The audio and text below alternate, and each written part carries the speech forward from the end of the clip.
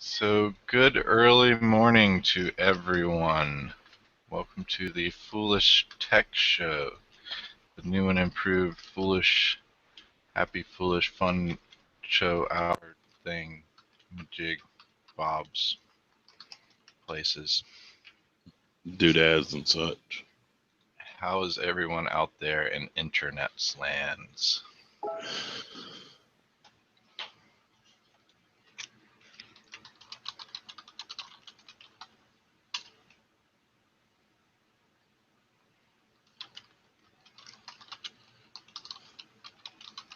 He's just has problems with the Hangouts, man.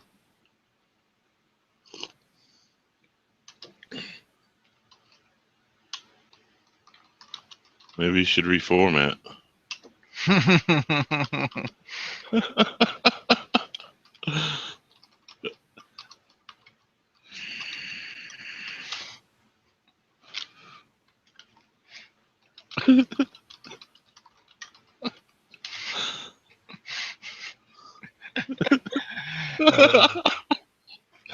Oh, that's gonna make him in a good mood.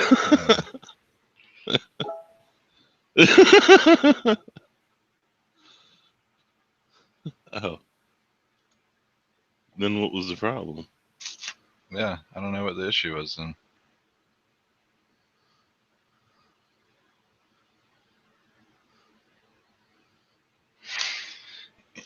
Alright, well, I don't know.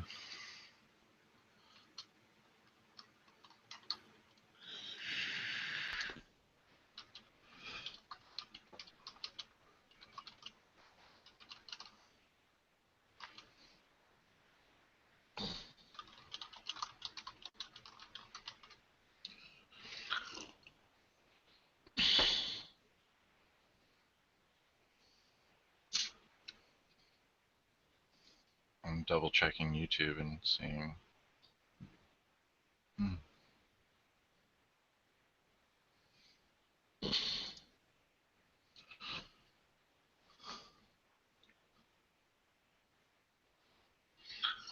Yep.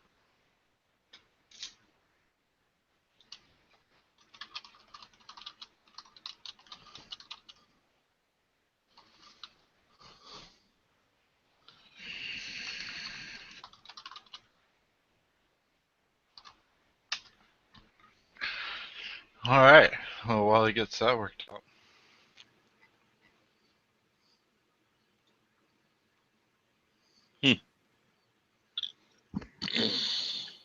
Got that.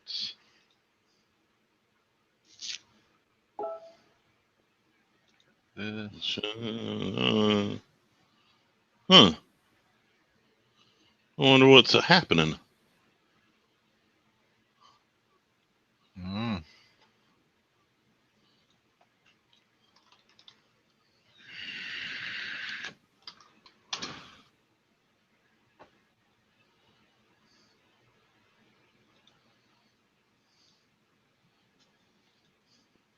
What's happening? Yeah, we're live and we're on. Well,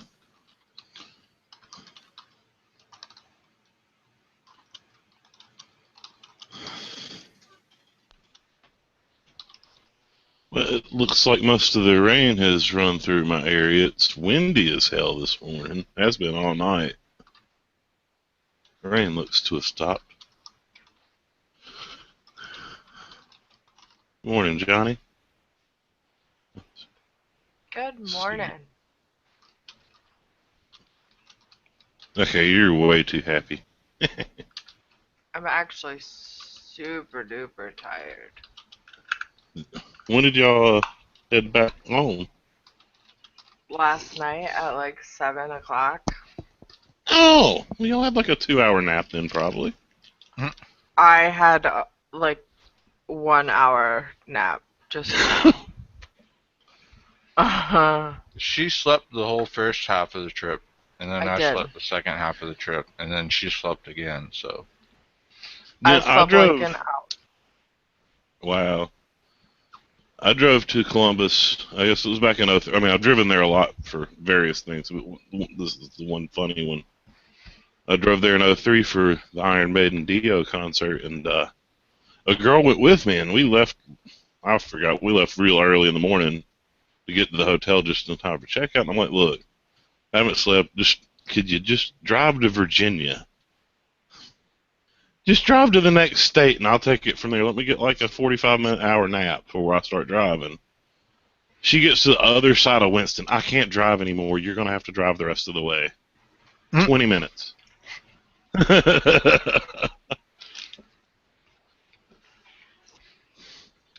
I was telling Brantley that I feel like it's a little harder to drive at night than it is to drive during the day, because at night you're kind of tired, it's dark, then you got all these headlights flashing by you.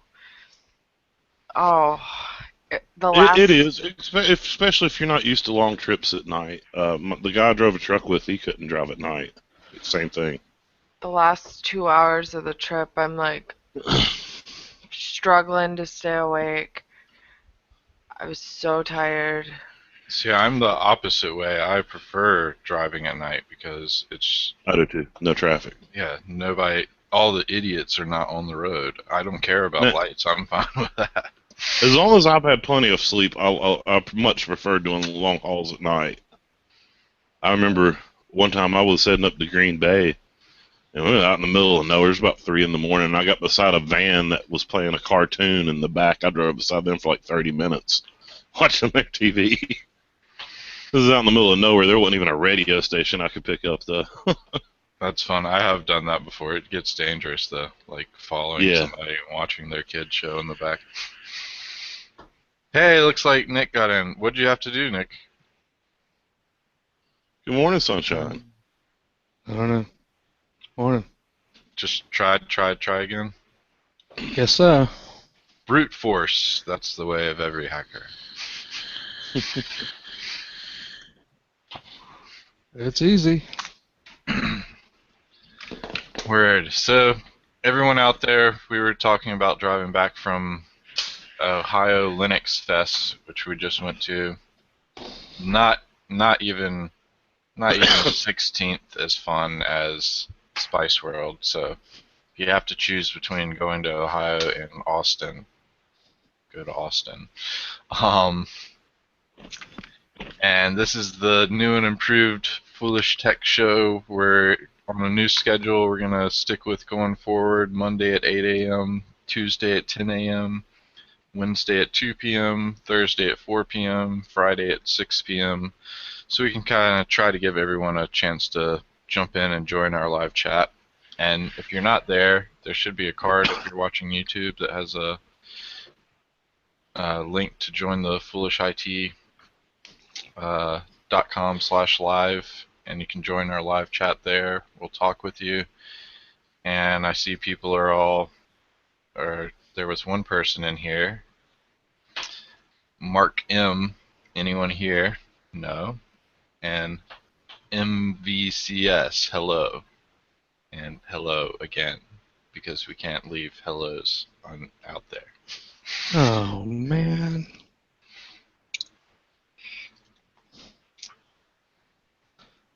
Change the name of the... Oh, no, What? you didn't. What the fuck? Oh, yeah, you did. Yeah. What? Gotta change the link on the website to Foolish Tech Show from Foolish Tech Podcast. I got it. I did. Not in the menus. Oh, yeah, no, I didn't see But that one. that should go to live, and it should go to live anyway, so shouldn't be an issue. Menu, that's the one place I forgot. I thought I had it. You can forget it because it doesn't matter. And let's say show from now on, as long as you get the redirection link from live. Yeah, I got that one. Yeah. Okay. Fixed. Hey. Well, do we have any content for this one? Oh shoot! And now we've got to darn it. Now we've got to fix the the chat bit. So the chat shows up on that page. Uh, Got it. and can we rename the chat? Can that be done in here? I think you have to do that on their website. I can do that. Okay. Well, while you do that, I figure since we did D-Support Suite and then D72 on our previous shows, let's go ahead and do a CryptoPrevent one. Oh, It's kind of like an overview of all the softwares, all the wares. cool. That'd be a good idea.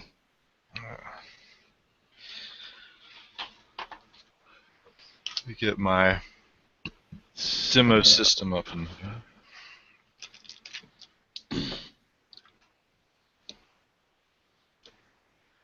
No major storm damage, Nick? None so Awesome. far.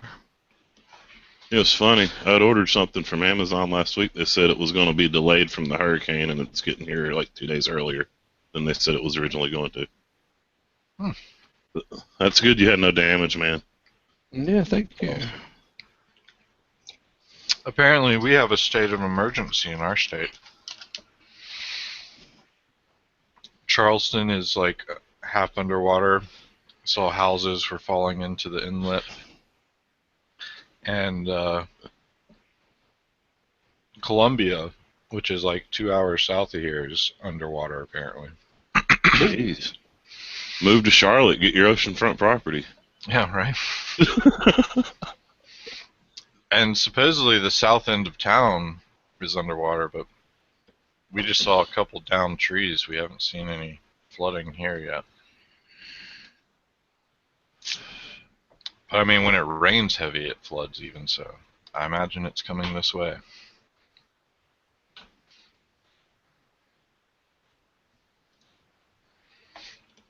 Okay.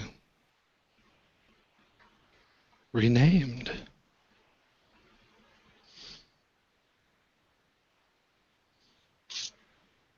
Alright, let me know if my screen actually shows here. Do y'all see screen picture? Yep. Word. Yes. Let's see if we can make this bigger. Is Proctor in this chat this morning, but not in the chat? I think he was in it from the last. He left his window open. Wow. Let's do 1024. I bet people can see that, right?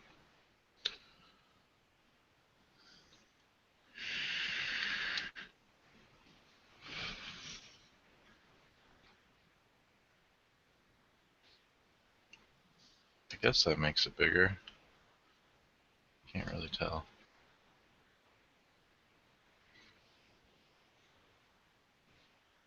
I guess we'll do the thing.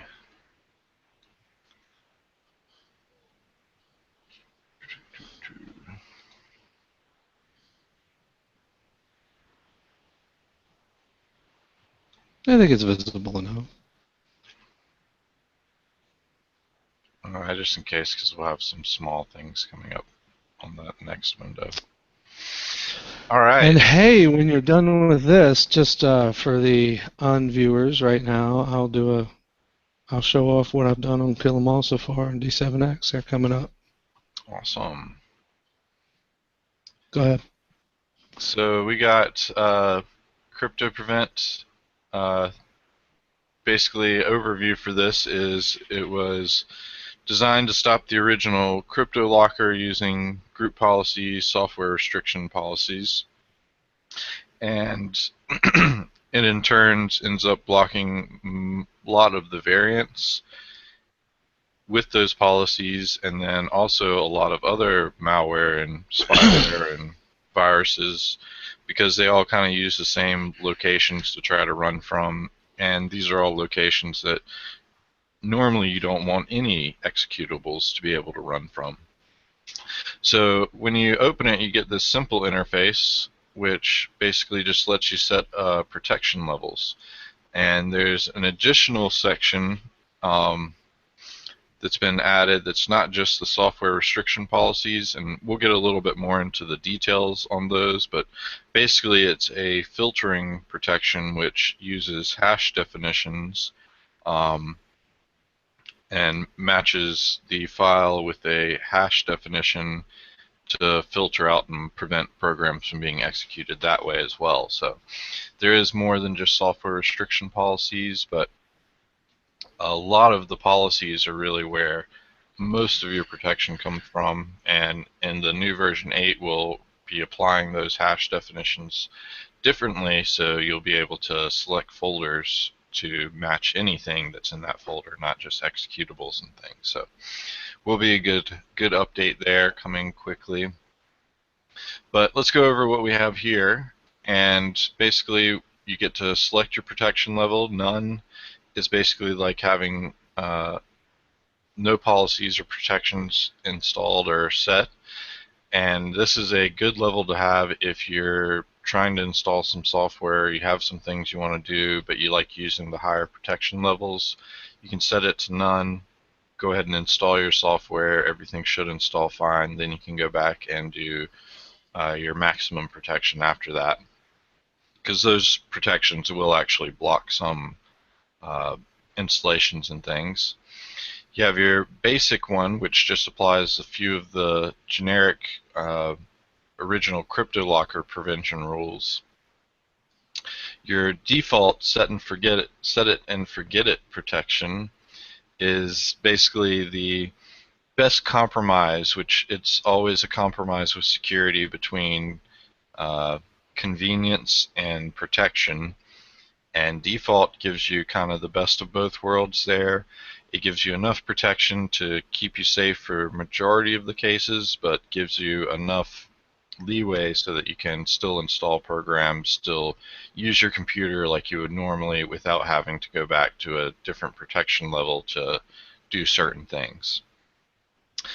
Maximum protection goes a little bit further, and you can see there's a stern warning here about it may prevent legitimate software from installing, uninstalling, and may also prevent certain backup software from rebooting into their recovery partitions.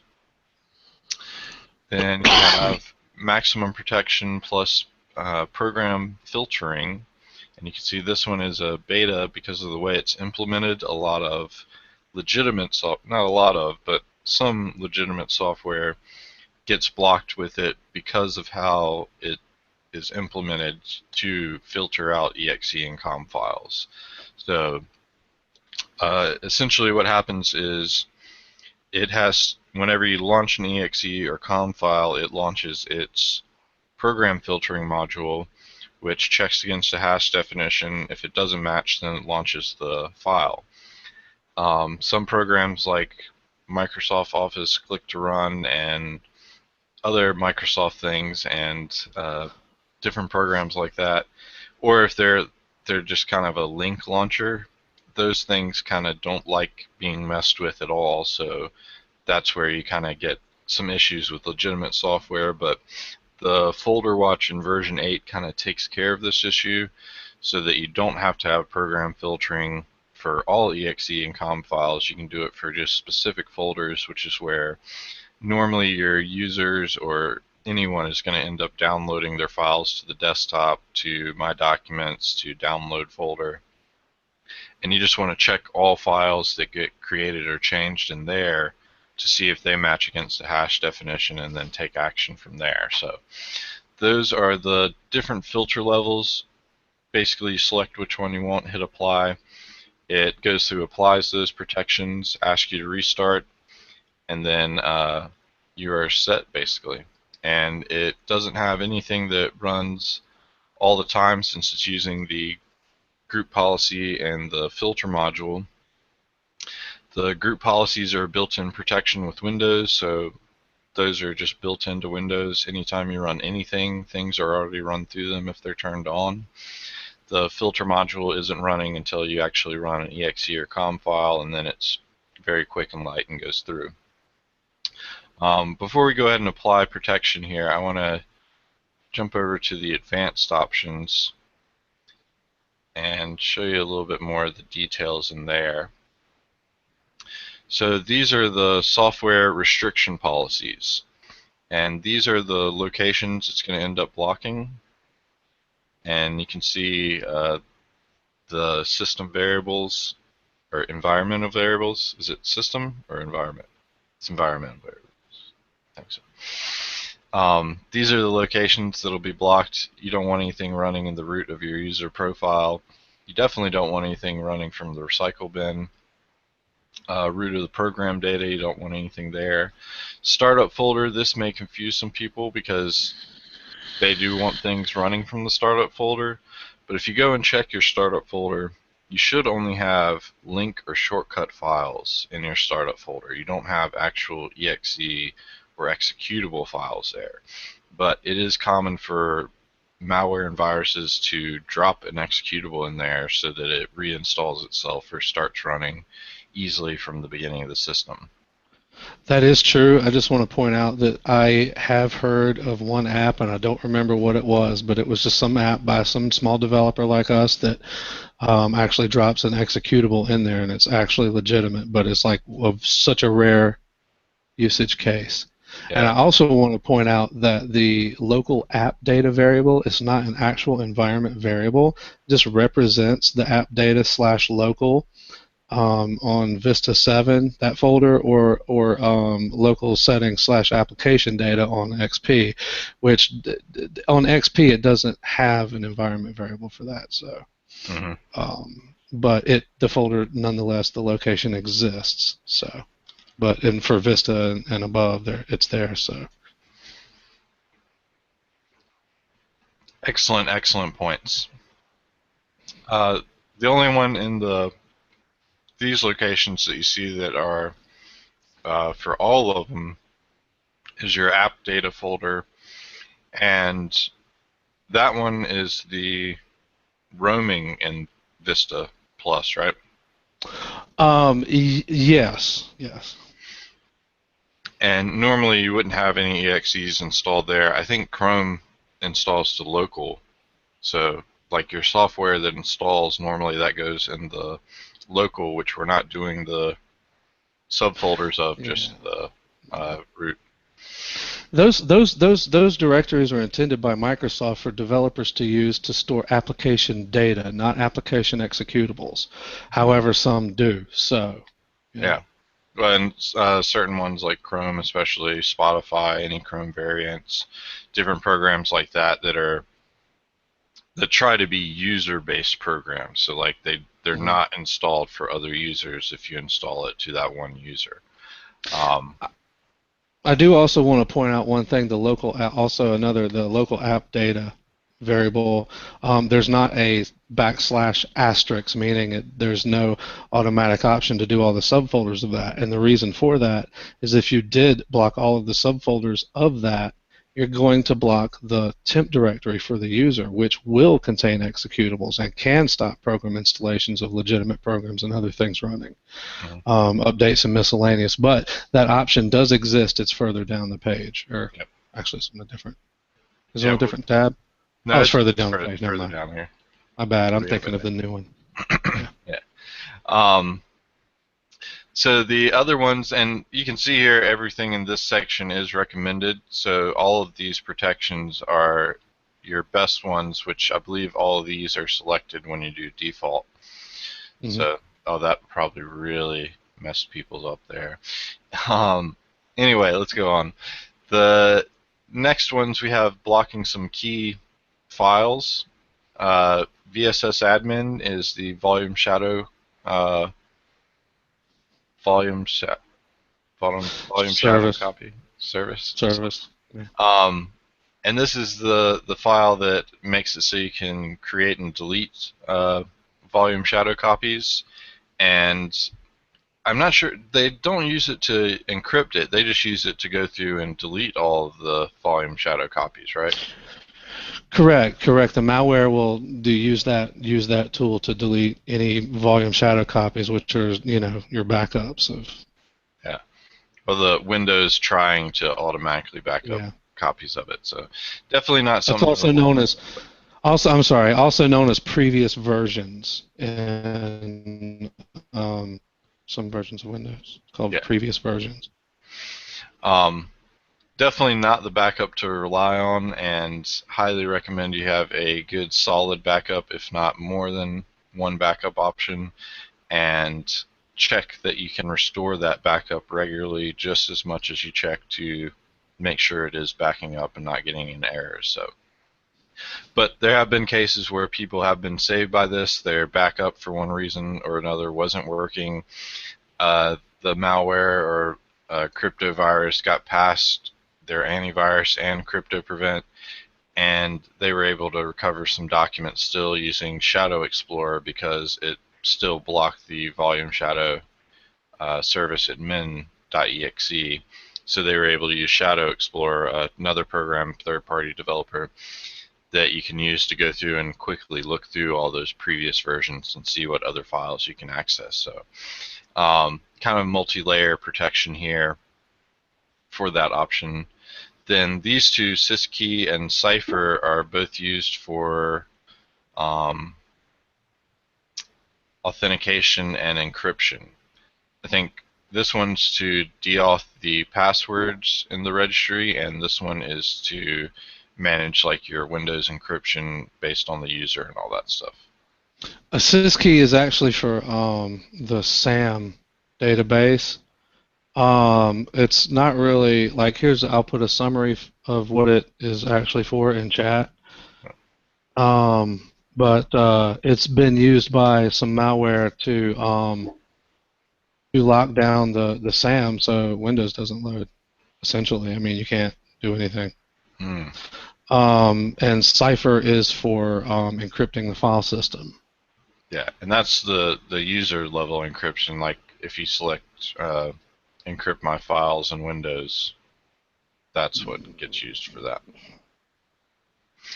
Known malware processes in various locations is a few malware files that we know that are bad files and are known to be bad. So if they're in those locations, they automatically get blocked the same way. Guarding against fake file extensions and RLO. Basically, these are ones where you can see there if you have file extensions hidden, which is the default on, I think Vista Plus is the default, right? Or did they change that in 7? The hiding file extensions? I thought that was still default. No, it is default, but I'm saying, was it default in Vista Plus, or was that default in XP even? Yeah. Because it wasn't always default. What wasn't always default? I mean, what do you mean? The Windows file extensions being hidden? Yeah. I know it is in 7, but I thought in either XP or Vista. It's hidden. Hidden. All hidden. Okay. It's been a while since I played on XP. So, anyway, that's... I mean, like, Windows 95, I don't think they were. They might have been then. Actually, I think they were. Never mind. Windows 3.1. Okay. Maybe I forget because I always turn them back on. And D7 does that automatically, so we would never even know if that's the one thing you do when you fire up on a system. Exactly. So the key, though, is that extensions being hidden mean that they can have a .docx.exe, and that .exe would be hidden, so you would look at it, and some users may think that that's actually a doc file, or PDF is another common one, and would try to click it to open it, and it all of a sudden executes. Right to left override is a special, is it ASCII or Unicode character? One of those. It's a Unicode, but let's see. Yeah, it's a special Unicode character that basically forces things to read backwards and messes things up. Then disabling Windows sidebar and gadgets, which that's when you right click and you have gadgets here. That is a big security flaw, just because anybody could develop one of these gadgets and they have a lot of control over your system. So Microsoft themselves actually recommend against that being turned on and enabled anymore. And actually in Windows 10 it is disabled. I think it may be disabled in Windows 8 as well by default. The more advanced ones.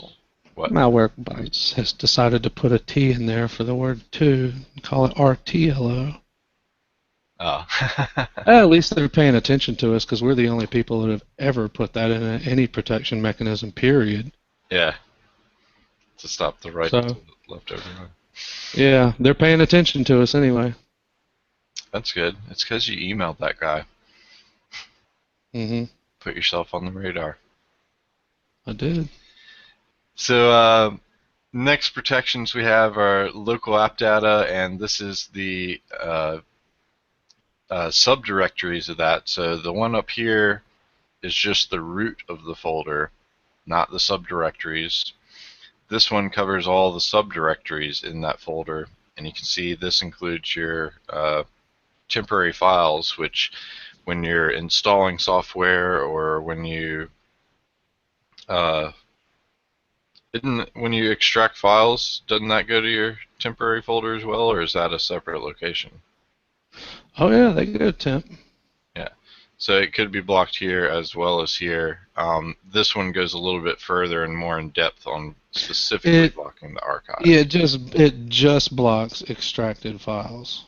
Oh, in that temp Not folder. blocking, yeah. So your temp folder can be unblocked, but that can block only the extracted archive files. And by extracted, I mean what we're talking about here is when you have, just to clarify, a zip file or any other format, RAR, 7Z, they typically extract actually to a temporary directory in the Windows and the user's temp directory, and they do not, instead of actually where you think they're extracting to, where you tell it to, they extract there first, and then they're copied to the location that you think you're extracting it to.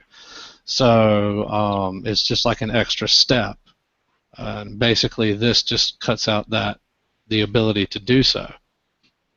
Well, and two, if you just double click a file inside that zip file, it right, and that's what it does. So, that's what it does. I mean, you'll still be able to extract any files. You just can't run a file directly from an extracted archive because it does extract it to that temp location, and you can't. And that the only I mean, like just opening a zip file and double clicking the executable is basically what this stops you from doing.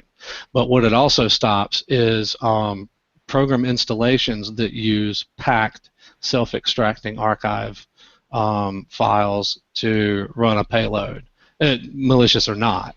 Firefox uses that methodology. It's the only popular thing I know of that actually does, but it does. So it will block a Firefox installation.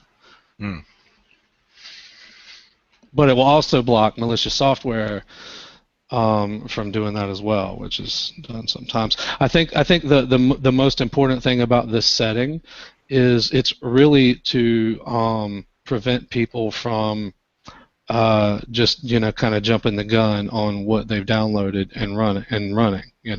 Yeah, kind of like before they extract it, and there's a sufficient chance for AV and what other mechanisms that the admin is using to do their thing.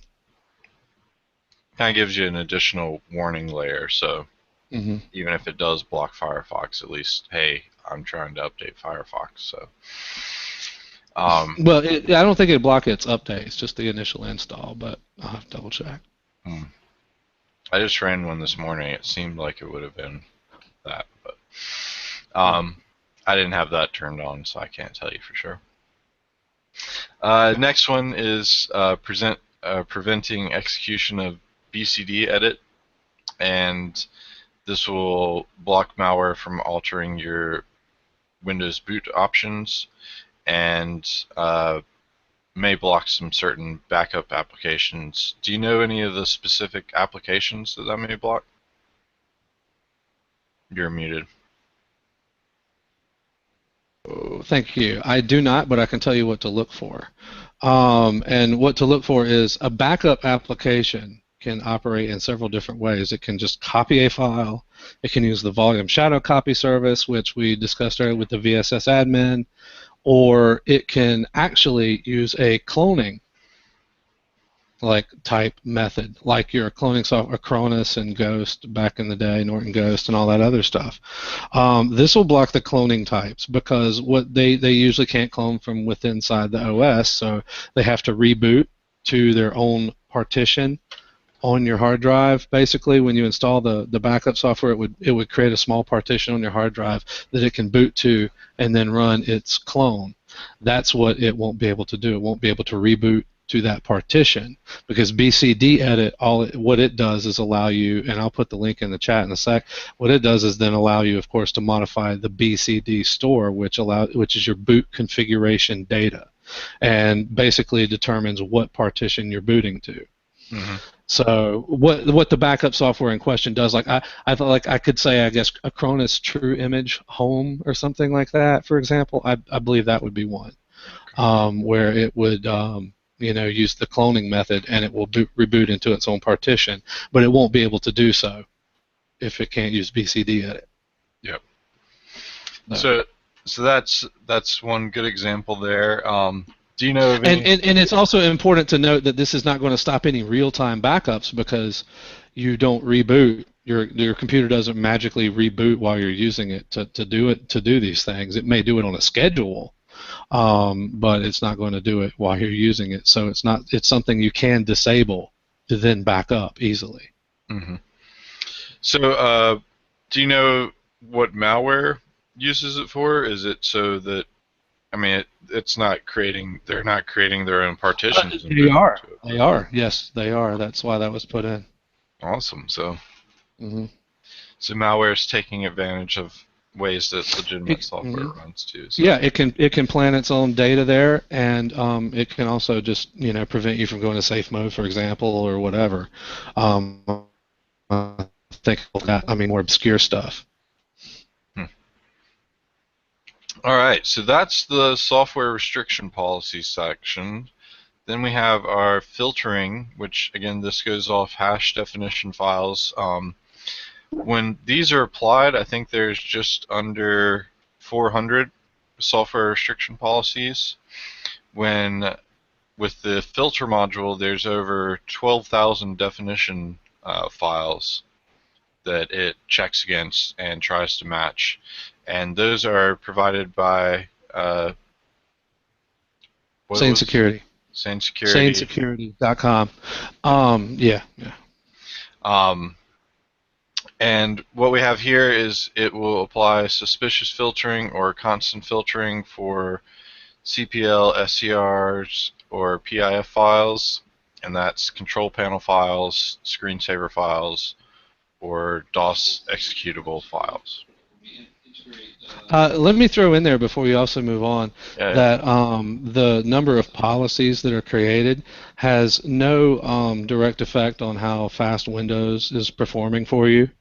A, and B.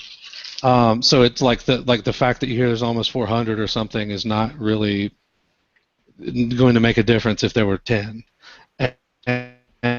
And another thing I wanted to throw in there was that the number really depends, and I've actually reduced that number quite a bit depending on your configuration, and the number fluctuates with the rules. But essentially, some of the rules have been consolidated more smartly to produce fewer of them. But the rules also, the number created, are going to depend on actually what computer you're using it on, what OS version and all of that good stuff, 64-bit, 32-bit, because paths change and things change. And this is another reason why you also don't want to attempt to do this manually. Well, yeah, and that's where I was going for it when I mentioned that. Is that's Oh, yeah. the most that I've seen applied when I go through. So if you have all of these selected, it's under those. But that was also the point of, and the reason why you originally started this project was because when CryptoLocker came out, all of your major places were just saying, we can't block it, use this and go in by hand and apply each one of these rules. And well, that's true. That's true. Now, but that's true, but it's not true. The rules originally there were only 6 rules, so it wasn't that big of a deal to create by hand. But there were also there were only 6 recommended rules for most people, and they weren't 100% either. But they were and they weren't right either. You had to modify them based on your OS, and none of the instructionals ever really told you that. But the other issue was that you could do that and deploy them over domains with group policy, but what you can't do is create those rules by yourself on a home version of Windows. Not only on a professional version of Windows could you even create those, domain or not. So with the home version, you were SOL. That's really why the utility was created. Perfect. And I mean, I like it just because I wouldn't want to go in and try to block all of these locations by hand using the software. And that would be a policy. big pain. So it applies a lot of software restriction policies for you quickly. The next side, though, goes even further using the filtering. And oh, you know what? I just realized are these really programs? That depends on what you mean by program. But yeah. Yeah, I guess they could. Well, okay, well, a CPL file is a control panel applet, but it's a program. It's executable code, as is a screensaver, SCR. The PIF file, I'm sorry, go ahead. These two, I would say, definitely classify, and the CPL file is what was throwing me off. But the way you just said it, yeah. Yeah. The PIF file used to be a Windows shortcut to a MS-DOS program. That's what it's supposed to be. The PIF file allows Windows to create certain environment parameters for older DOS-based programs. This was around in Windows 3.1, 3.0, whatever, and they persisted through Win 9X and Windows XP and Vista and 7, and now they're up to 10. It still exists. The deal, though, is that you can rename any .exe or .com to a CPL and SER and a PIF extension, and it will execute as if it were an exe. So yeah. And there's no legitimate reason to have a PIF file ever. Not since Windows 3.1 really, or Windows 95. Well, the legitimate reason, which is why you have debug.pif, is for the malware that breaks your exe. But that's but malware removal is the only legitimate reason, because the actual malware, there is no other legitimate reason. And the PIF file was replaced. That functionality was replaced with the LNK file, also known as a shortcut. Yeah.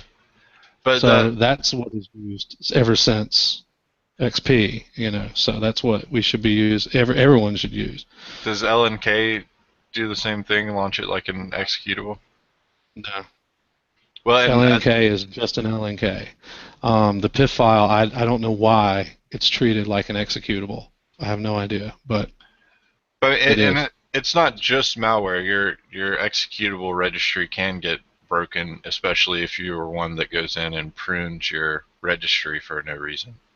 Reg cleaners. You can end up breaking that, so you would need to be able to PIF it from there. So these all apply to those definitions. You get a couple options on how it shows you. With none of these checked, it gives you an option to continue and run the program anyway. This first one, it just gives you a blocked message. This one, it doesn't give you any message at all.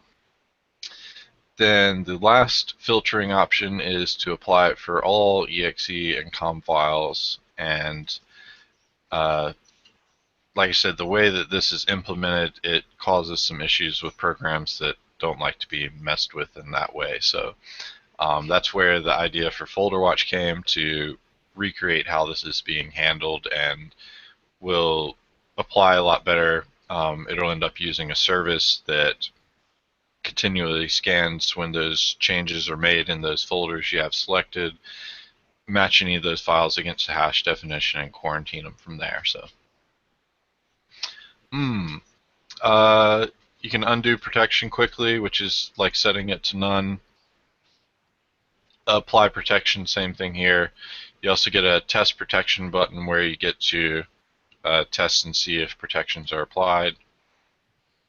We can see right now they're not applied.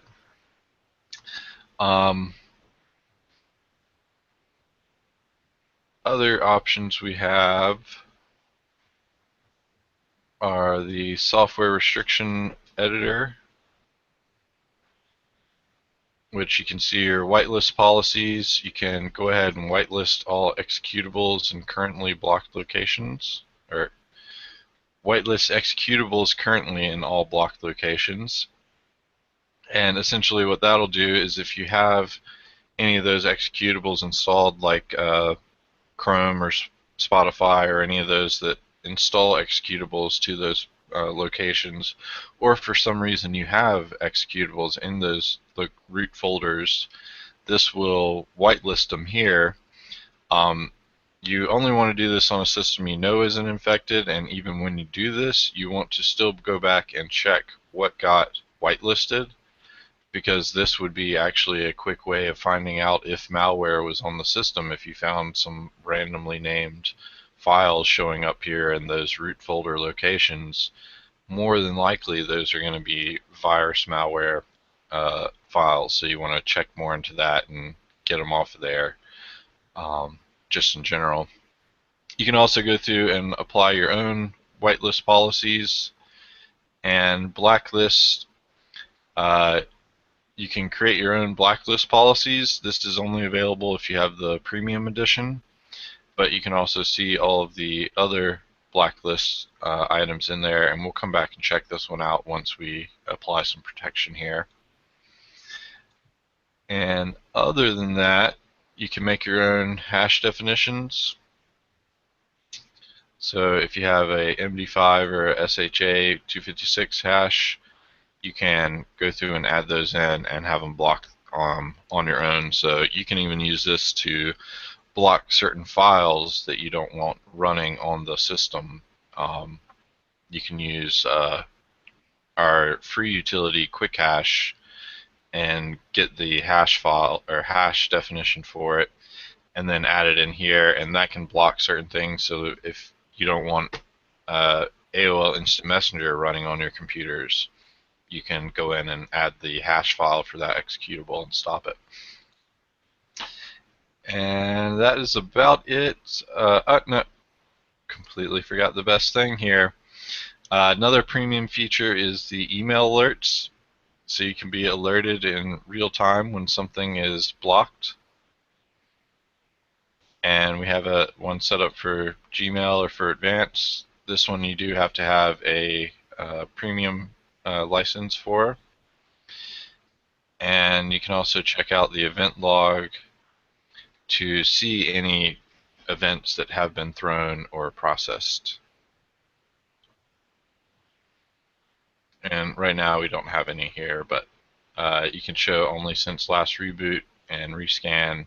And you can kind of use this to track down what's getting blocked if you're trying to run something legitimate, or you can see what kind of programs or files have come through and check and make sure those have been removed from the system if they need to be. You can also check for updates. No updates or definitions right now. And I think that about covers it. Nick, did you have anything else you wanted to throw in before I did the just applying settings part? No, man, go for it. I have a question. Go for it. Is there a way to easily redistribute the CryptoPrevent whitelist to other machines? No. Okay. Not currently. Yeah. That is actually something I thought about and have done in version 8 already. Yeah. So that will be possible from that version, but not with this one. That's going to be the deployment part with the dSport Suite Management Console. Yeah. And all that. So It'll be an add-on for bulk resale customers. I guess is the simple way to put it, right? yeah, let's go that route then. I'll just have Okay. to make one other change there. So we're going to go ahead and apply here. You can see it goes through and refreshes group policy. And then it's going to end up asking us to reboot here. It is very important to note that because of the way GP update works, it's not always guaranteed that those policies are effective immediately unless you do a full reboot. Majority of the time they are. I'd say like 90%. Is that too high? I don't know. And it really depends on the OS. It's just kind of weird. And like Windows XP tends to need a reboot, whereas Vista and above does not. Okay. Yeah, and the 90% I would say is Vista and above because I've tried it on those a lot.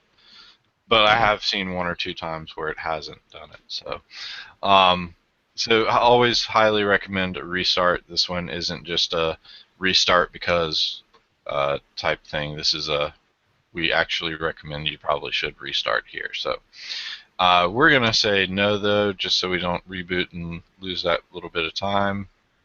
Because I did want to come back and show you the policy editor with some of the blacklisted items already in there. So you can see all of those that it applies out. And we got 323 right now. So that is CryptoPrevent Premium and all the features it can do. You can get it on our site, foolishit.com, and then go to the CryptoPrevent section. The protections themselves are actually free. The premium version for personal gives you a license for home use where you purchase it for $15. You can install it on all of your personal computers at home, and that's any computer that you own. You're allowed to do it for there. Commercial licensing is one license per system, and we have bulk options, and the bulk options also have a reseller license with it. So if you wanted to purchase this for your store and then resell it to your clients, you can do it that way. The larger bulk pack you go for, the better pricing you get. You can get it all the way down to $2 per license for that. So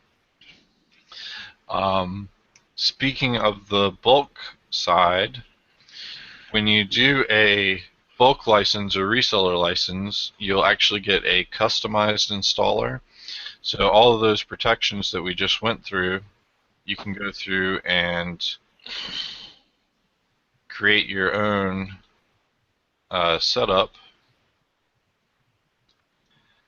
So basically what you get here is a configurator, and you can make a template for various installers you want to have. Oh man, this magnifier thing really throws me off here. We'll just do a test one here. And basically you'll put in your purchase information here, the product key you receive with it. You'll type in the number of licenses you have with it.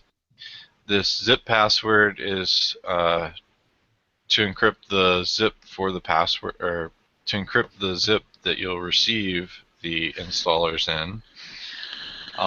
You can add any additional notes if you want to let us know anything specific about something or any question you have. We actually would prefer if you gave us a call on our support phone number or emailed us at sales@ foolishit.com. You can email any questions if you have on this bulk configurator. But fairly kind of straightforward. We tried to make it as straightforward as possible. The various options you have here as far as how it gets installed, then the protections that we just went over, it's basically the exact same thing. You just get to choose exactly which ones you want to have. If you do want to have it whitelist everything as soon as it installs, the filter protections, and go ahead and set your email settings there and how it updates. So basically you configure all the settings, and what you'll receive is an exe installer and an MSI installer. We do recommend using the exe installer because there's some limitations with the MSI installer, especially on being able to uninstall it. So you can uninstall it, you just have to use the uninstaller in the program folder. You can't use add remove, which is kind of flaky, but it's because you're installed it with group policies normally. So we do recommend the exe be used in most all cases, and even if you're on a domain, you can use a third-party tool like PDQ Deploy. We've had several success stories relayed to us about that program, and we've tested it on our own and had success with it. So there are options out there for deploying the exe easily.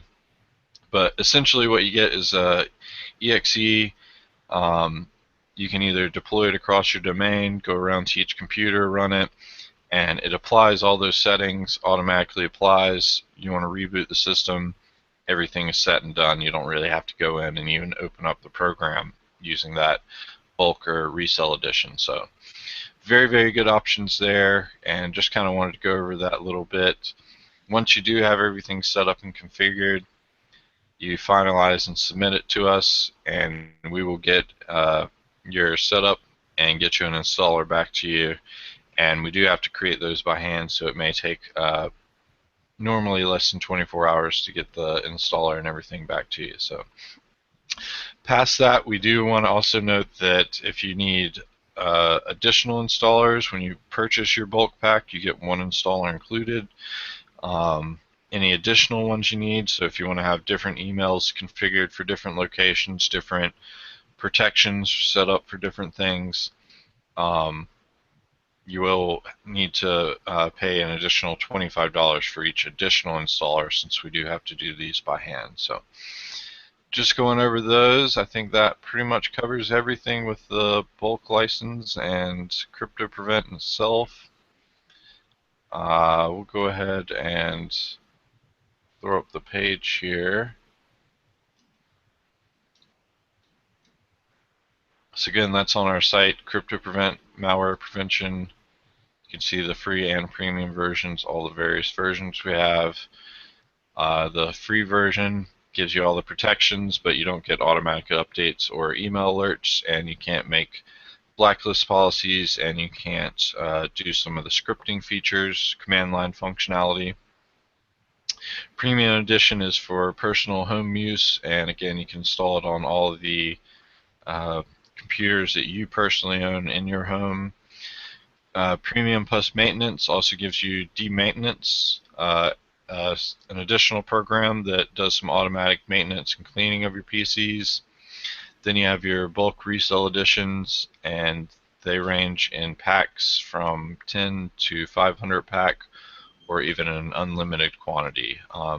Normally, if you're looking at 1500 plus or so, you might want to look into the unlimited edition, because you may be able to get a much, much better deal going with the one-time purchase through that portion instead of trying to do it in packs.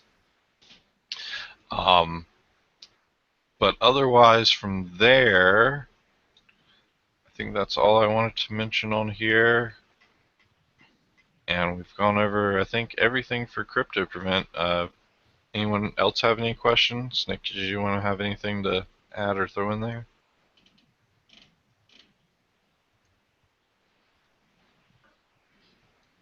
Gonna go with the nose on those. Nope. Looks good, man. Alright, so that is those.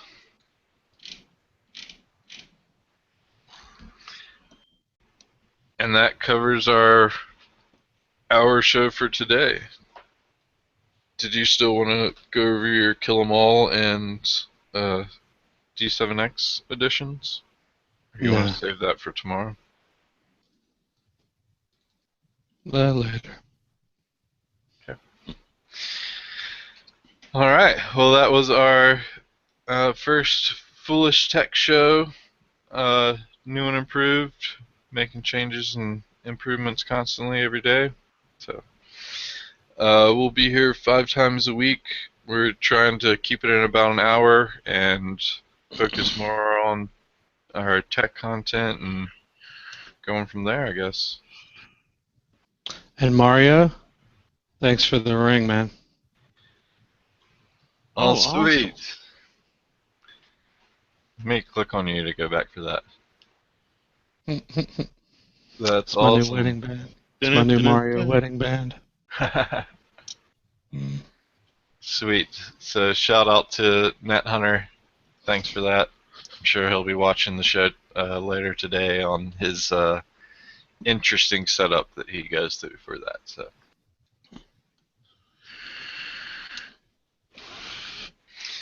I do have a CryptoPrevent related question here. It's about What's a that? ticket. Cool. I guess it's one I did. I can't remember if it was Friday or Saturday. Where can I read the setup and adjustment instructions on the test machine? It has broken QuickBooks, Crash Plan, GoToMeeting, as well as the system restore. How do I reverse the problems? Is there a way to adjust the settings after it's installed? I'm having a really hard time with no instructions on how to adjust settings to keep it from breaking client machines. Maybe just some helpful advice on deploying to a business environment. And they've also resubmitted their bulk installer too.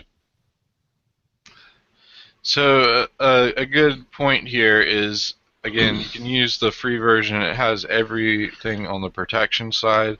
So go through and test it on the environment so you're going to be working with. If you know several applications that you use all the time, test out with the free version. There's no reason that can't be done and shouldn't be done beforehand. On that note, though, like we said, when you use the installer, it automatically applies those settings and setups. If you have the desktop shortcut or the start menu shortcut, you can still launch it on the system you installed it on and adjust those settings by hand after the fact. You can even go in and whitelist all of them if you didn't have it selected to automatically whitelist your executables and block locations. For specific programs, it depends on what protection level you have set. I haven't heard of any of those getting broken except if you're doing the program filtering. Some of those may have issues. I want to say GoToMeeting is actually one of those ones that would have issues if you have program filtering. So some remote support software may have issues if you use the local app data block. Yep. But QuickBooks works fine. Crash Plan, I use that myself, and I've never had any troubles. System Restore, no, what? Yeah. I mean, something's in his custom, I don't know, he maybe had done something custom or something wrong. I've got like I said, that was, they resent a ticket in with that question and then attached it to, they resubmitted their bulk configurator and put the same question on it. All right. Well, before you do that one, let's offline. We'll look at his original submission and see what kind of protections he had applied. Yeah. Okay. And we'll look at his. I will leave those sitting pretty for the moment then. We'll determine where to go from there with those. Yeah, that was a good question and did bring up some points that we didn't mention there, like especially the point that once you install it with the bulk installer, you can go in and individually configure clients as needed on per case-by-case basis. You can also push out changes through command line switches to the executable if you do scripting, like for RMM, MSP stuff. Yep, and those you do have a full set with the premium bulk edition, so you can script them. We have links to the instructions on the on the site, and if should be in the purchase center, but we'll check that. Yeah. Good deal. Well, do we have anything else to add on today's show, or? I got nothing on that, and I figured since the whole show was CryptoPrevent themed, we would just leave it at that. That's what I was thinking. I mean, it took much longer, I thought, than I thought originally to go through it all. So. And see, that way you can It just go ahead and always make the title of the show all about CryptoPrevent overview or whatever, and then that's it. All about that crypto. Oh yeah. Oh, no trouble. Yeah. No trouble. Trouble, not trouble. All about that CryptoPrevent, no trouble. All right. Well, anyone out there that is watching us and joined us today, thank you for watching us. Anyone watching it later, we'll put all of the links that we had in the YouTube description, and I'll put the show notes on our blog. Oh, I didn't do that blog post. I saw your thing for starting the blog post at the beginning of the show. I completely forgot that one, so have to get in the handy of that. You had in the show setup page, you had a thing for when we go live to post to the blog, so people watching the RSS feeds can get alerted that way. So completely forgot of that, but next time. No worries. All right, y'all. We will be back tomorrow at 10 a.m. Eastern Standard Time. Join us in the chat then, foolishit.com/live. We'll talk to you then. See you all from there. Later, everyone. Laters.